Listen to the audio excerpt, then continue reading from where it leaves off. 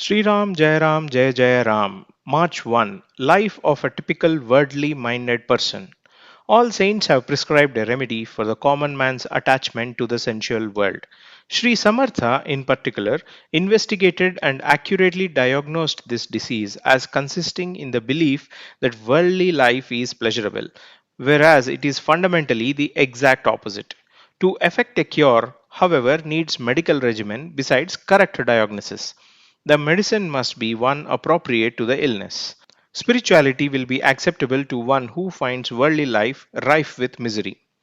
A confirmed drunkard squanders all his money and belongings in drink.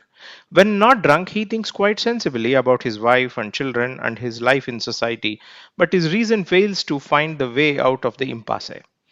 To forget the tangled situation, he resorts again to drink even more vigorously until eventually he lands in utter ruin.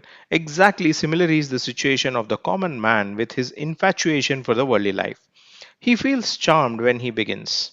After some time, he begins wearied and loses his zest, and despairing of ever being able to pursue the spiritual quest, again plunges into the worldly life until finally he miserably succumbs. One who seeks to inflict harm on others is bad enough, but the world has at least the chance to defend itself. On the other hand, who can help a person who is determined to ruin himself?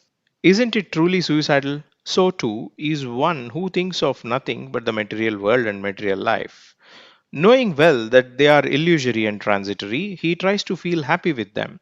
He takes it for granted that God has created the world for him to enjoy and gets more and more entangled with it till he comes to his end. Men do the same things every day without noticing the monotonous repetition, the same eating, the same service or business, the same striving for money, and such other things.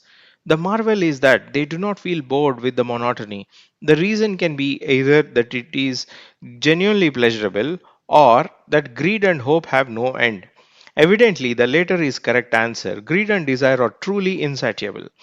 Is it not surprising that though repeatedly disproved, the idea that worldly life is going to be pleasurable is one to which man fondly and tenaciously clings? One who refuses to take his own experience into account can never learn wisdom. Sriram, Jayaram, Jai Jai Ram.